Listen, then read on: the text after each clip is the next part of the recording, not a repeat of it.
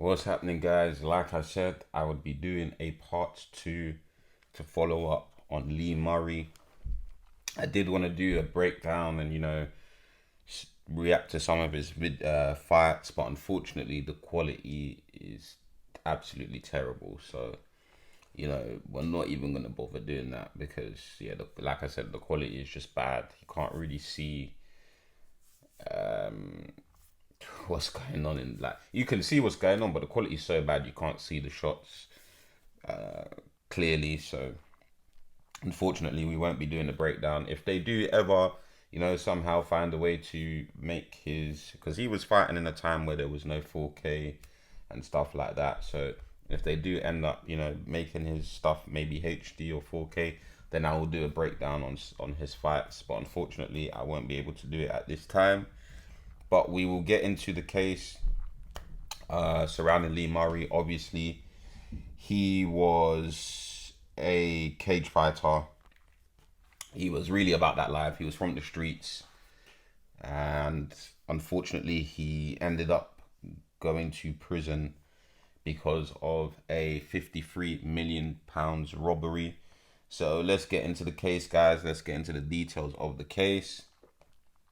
So here we have, to be honest, guys, I was trying to find a proper in-depth, detailed report on this robbery, but it was quite hard to. I don't know whether it's because it was so long ago, but apart from Wikipedia, there weren't really a lot of news outlets that I could find that had covered it. So, anyways, well, maybe it's because it's 15 years old. Maybe that's why I can't find it. But even so, that's not an excuse.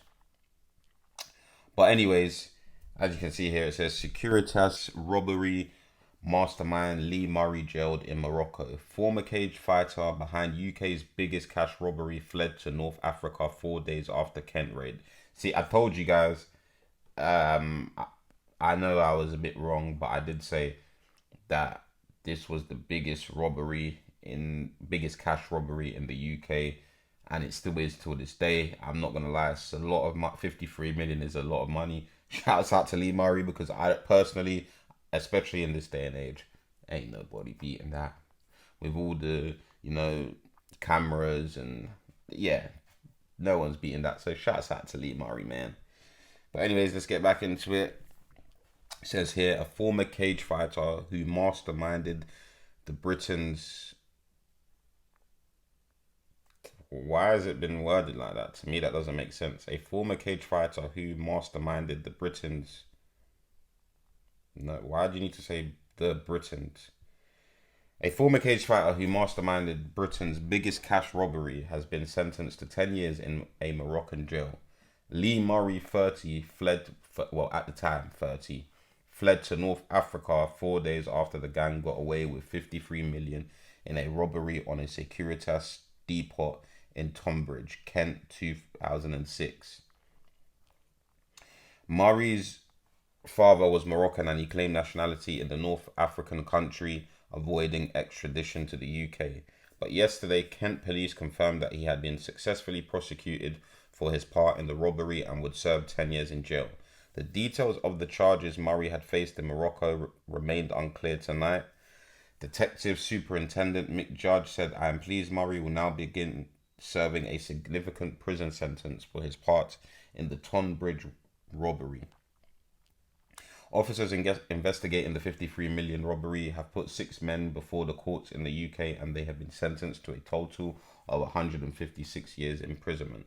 Last June, the Moroccan authorities refused to extradite Murray, originally from Sidcup, after establishing his Moroccan nationality.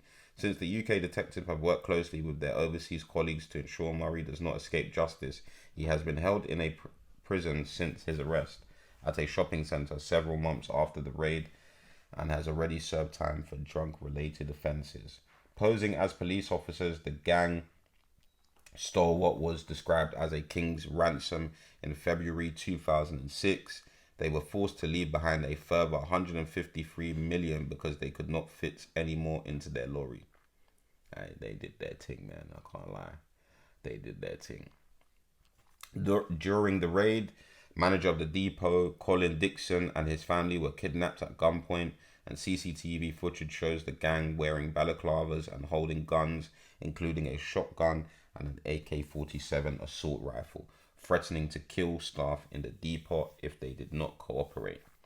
Murray, the ringleader, had been one of the world's leading cage fighters, earning 30,000 a bout at events, the Old Bailey heard. For days after the raid, Murray and fellow gang member Paul Allen fled to Morocco, where they hoped to live on the proceeds. The court heard that in a spending spree, Allen and Murray bought villas, drugs and jewellery and spent thousands of pounds of plastic surgery for their partners. After they were caught, Allen was extradited back to Britain, and in October 2009, he was sentenced to 18 years at Woolwich Crown Court after pleading guilty to conspiracy to commit robbery, conspiracy to kidnap, and conspiracy to possess a firearm. Allen pleaded guilty on the basis that he was not at the depot on the day of the robbery or part of the gang who kidnapped the manager and his family. Deputy Superintendent Mick Judge said, "I am pleased that Murray, who played a key role in the conspiracy to kidnap Dixon and rob the depot, has now been held accountable. Stuart Royal, Lee Rusher, Jetmir Bukpapa, and Roger Coots each received minimum prison terms of 15 years for their part of the robbery. Emir Hassan Naj, the inside man, was jailed for 20 years. And that is the end of the article. It's annoying because I can't really get an in-detailed article about this case, but if you guys do want to see a proper breakdown of the robbery and you want to get to know a bit more about Lee Murray, then I would recommend watching the documentary that came out in 2023. It's called Catching Lightning, and it's quite intriguing. It's quite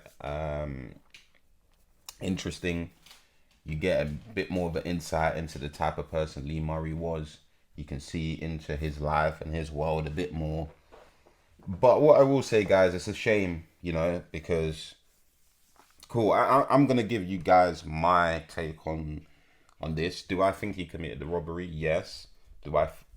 From watching the documentary and seeing the facts of the case, do I honestly think Lee Murray was, because they've painted him as the ringleader and as the person who's planned everything, but I disagree with that. I personally don't think Lee Murray was the ringleader. I just don't. I'm not gonna get into the details of why I don't. Okay, put it this way. He's clearly a smart man, but I don't think Lee Murray was that smart that he would have planned all of that by himself. That's just me being honest. He seems like a guy that, how can I explain it? He's pretty straightforward, He's down to scrap. He's down for the violence.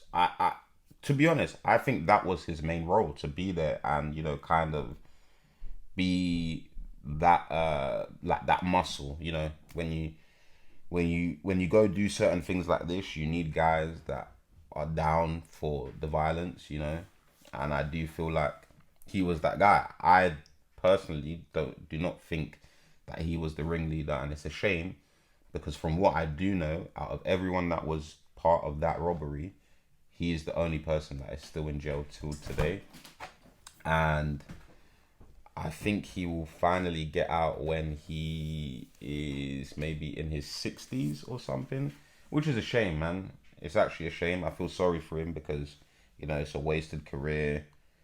And I just feel like the police had a vendetta against Lee Murray. I'm not saying what he did was right, but he clearly for me, where was the evidence to suggest he was the ringleader?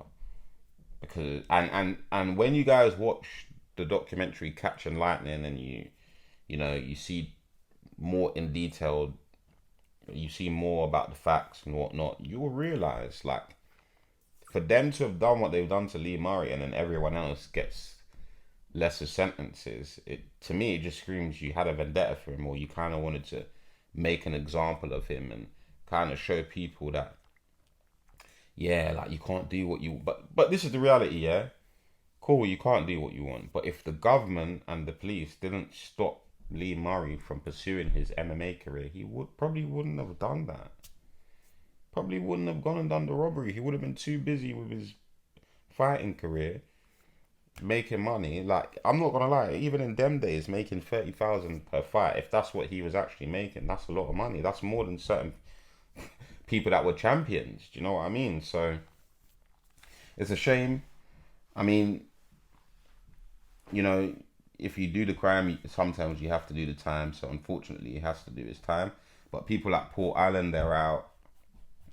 I don't know about the other guys, because obviously, like, anyone that knows me knows I'm from Greenwich. So, you know, everyone in Greenwich, if you don't know Lee Murray and his people, then I don't know, you must be living under a rock. And Paul Allen has been out for years now.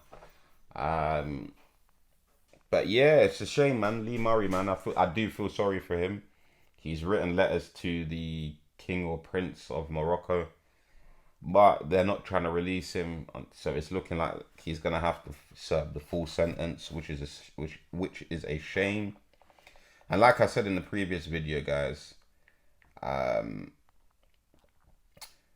like I said in the previous video, imagine if Lee Murray was actually, like, didn't get arrested, he was able to compete. The MMA scene in the UK would have been massive. Honestly, it would have been absolutely massive. But quickly, I found out how many. So obviously, I just typed into Google Lee Murray's sentence extended, because it was actually extended. So as you guys can see here, it says Lee Murray, the mastermind behind the 53 million Securitas depot robbery, had his initial 10-year sentence in Morocco increased to 25 years. This happened after a successful appeal by British authorities. Murray, a cage fighter, masterminded the robbery of the Securitas depot in Kent, which was the UK's largest cash heist at the time. Following the robbery, he fled to Morocco with fellow gang member Paul Allen, where they spent their little gotten gains. Allen was later extradited to the UK and sentenced to 18 years. He probably did nine years of that. And Lee Murray, it's looking like Lee Murray. It's not even looking. Lee Murray is going to do that 25-year sentence. Like, he's in Morocco, and the jails out there are completely different to the UK. Guys, it's crazy, man. What I will say, yeah, before I end this video, shouts out to Lee Murray. And if he ever, hopefully when he does come out, he builds a gym in the UK. Or to be honest, wherever Lee Murray builds a gym, I'm going to get myself out there and I'm going to train at that gym. Even if it's not in my area or wherever I am, I will make sure every so often I'm going out to Lee Murray's gym and showing my support. Because honestly, genuinely, as someone who's entering I'm in my prime as a man, and you know, I do feel sorry for him to an extent. Obviously, listen, guys, when you sign up for a certain lifestyle and you do certain things, you have to accept the bad that comes with it. Everyone is happy when everything's going good and, you know, they're spending their money, etc., etc. But you have to accept that there's a bad side to it as well. So just bear that in mind. But if Lee Murray ever opens a gym, I'm definitely going to head down there, show my support, put money in his pocket, because honestly, the little he did for the UK MMA scene, he did kind of put the UK on the map in terms of MMA, especially in the UFC, because before that, I don't know if there was any other UK fighters in the UFC. So shouts out to Lee Murray. And again, I hope, you know, he doesn't have to do the 25-year sentence. It's sad. People have been appealing. If I can find it, I might actually link. I think there's a change, you know, that change.org thing that you can sign and, you know, get the government to look at it or whatever. I think there might be one of those for Lee Murray. So I will leave that in the description for you guys if you want to watch the documentary, and then make your decision if you want to sign the petition or whatever. Because honestly, I do feel like when a lot of you watch that documentary, you will see the other side of Lee Murray, the side that they don't tell you about, and I think most of you will come to your own conclusion, and you would say he was not the mastermind. I just don't think. Listen, he's probably capable of many things, but I just don't think he was capable of being the mastermind for that specific robbery. But hey, that's just me. But like and subscribe, guys. Comment below. I'll see you again tomorrow, man.